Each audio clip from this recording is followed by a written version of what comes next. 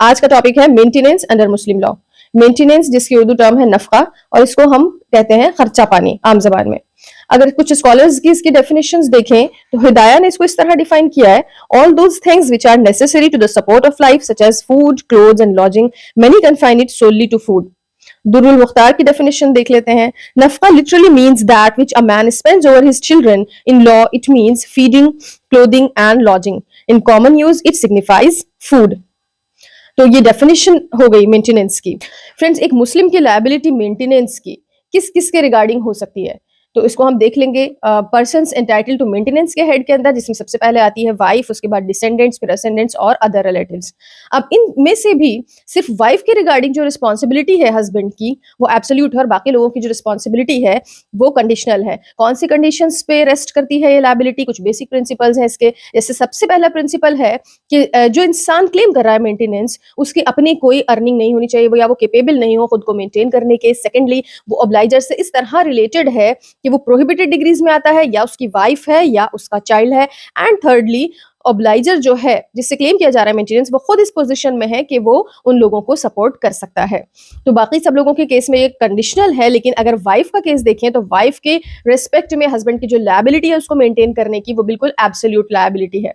अब वाइफ के केस को अगर हम डिटेल में देखते हैं तो इसको हम दो कैटेगरीज में डिवाइड कर सकते हैं। जो वाइफ की लाइफ है, एक ड्यूरिंग द कॉन्टिन्यूएंस ऑफ मैरिज कह सकते हैं, और दूसरा हम दूसरे हेड में इसको पढ़ते हैं कि after the dissolution of the marriage, जब मैरिज डिसॉल्व हो जाती है।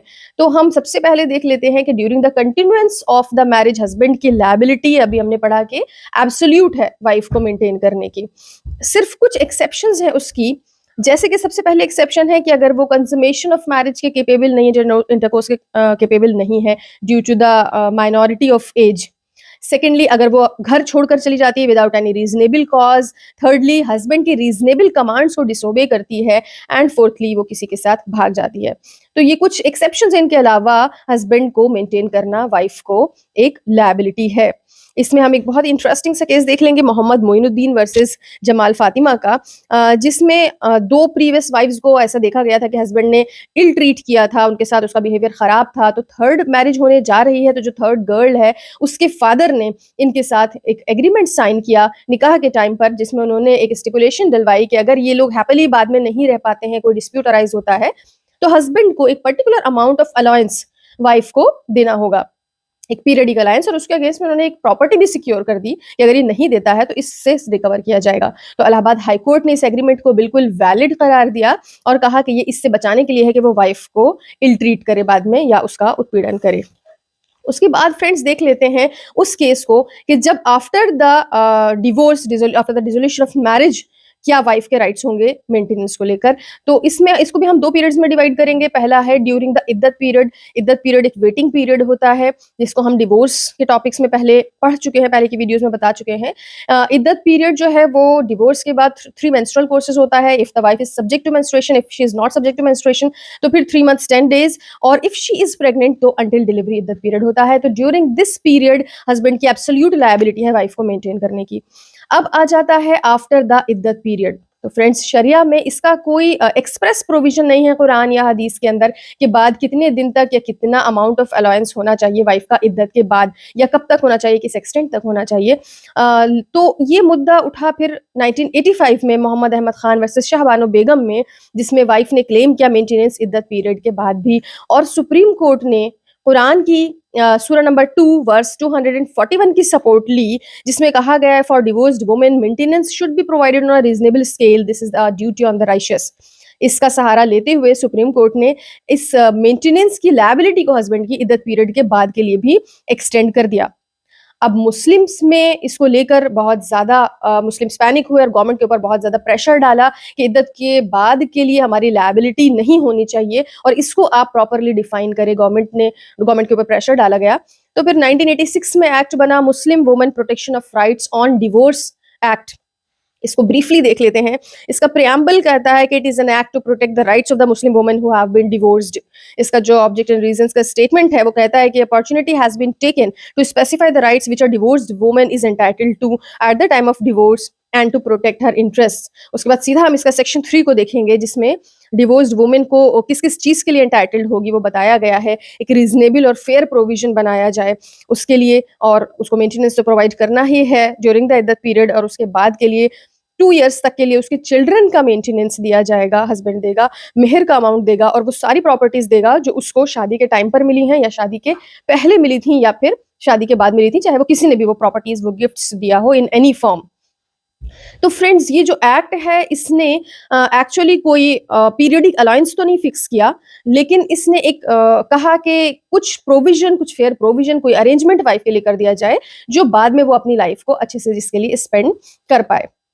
फ्रेंड्स, अब जान लेते हैं सेक्शन 125 सीआरपीसी को ब्रीफली, जो प्रोवाइड करता है हर इंडियन वुमेन को ये राइट कि वो अपने हस्बैंड से मेंटेनेंस क्लेम कर सकती है। अब सवाल ये है कि क्या इस एक्ट ने सेक्शन 125 ऑफ सीआरपीसी को ओवरराइड कर दिया या सब्स्टिट्यूट कर दिया मुस्लिम वुमेन के रिस्पेक्ट में?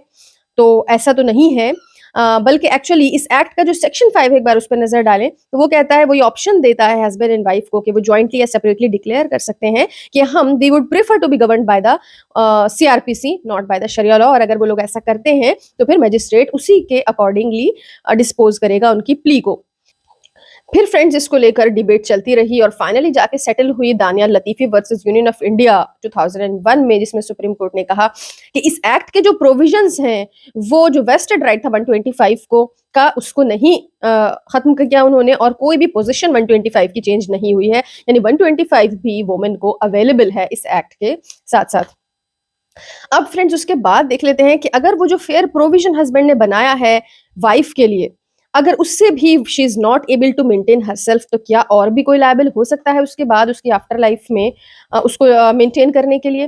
वो कौन लोग हैं जिनकी लायबिलिटी आ जाती है उसके बाद एक डिवोर्स वुमेन को मेंटेन करने के लिए? तो सबसे पहले सेक्शन 4 कहता है कि children are liable to maintain a divorced women, और children are not allowed to set discharge from the liability by contending कि हस्बैंड ने प्रोविजन बनाया है, तो अगर वो तब भी अनेबल है टू मेंटेन हरसेल्फ तो चिल्ड्रन को उसको मेंटेन करना, चिल्ड्रन की लायबिलिटी हो जाएगी। उसके बाद पेरेंट्स, अगर चिल्ड्रन नहीं कैपेबल हैं कि वो मदर को, या फिर वो माइनर्स हैं या वो किसी भी तरह से वो फाइनेंशियली कैपेबल नहीं है अपनी मदर को मेंटेन करने के, तो फिर रिस्पॉन्सिबिलिटी पास ऑन हो जाती है पेरेंट्स के ऊपर।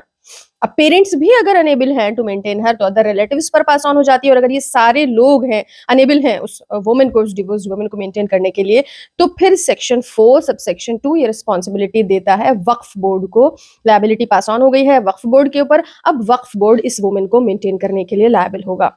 फ्रेंड्स, अब लास्ट में कुछ इंपॉर्टेंट पॉइंट्स देख लेते हैं मेंटेनेंस के रिगार्डिंग। कोई भी ऐसा एग्रीमेंट जिसमें ये कहा गया है कि वाइफ एंटाइटल्ड नहीं होगी मेंटेनेंस के लिए किसी भी कंडीशंस के तहत, वो वॉइड होगा। और ऐसी कोई भी मैरिज जो इरेगुलर है, जिसमें विटनेसेस की कमी की वजह से, किसी और वजह से वो मैरिज इरेगुलर है, वो मेंटेनेंस के पर्पज से रेगुलर डीम की जाएगी। और एक और चीज है, मेंटेनेंस के अलावा ऐसी भी स्टिपुलेशन हो सकती है मैरिज कॉन्ट्रैक्ट में कि उसके अलावा भी कोई पीरियडिक अलाउंस देना है हस्बैंड को वाइफ को इन द फॉर्म ऑफ खर्चाए पांदान। तो फ्रेंड्स, एक ये बहुत ही ब्रीफ इन्फॉर्मेशन थी maintenance of a Muslim wife के रिगार्डिंग, और टॉपिक्स पे मैं मुस्लिम लॉ के कंटिन्यू करूंगी बनाना वीडियोस। Please continue watching.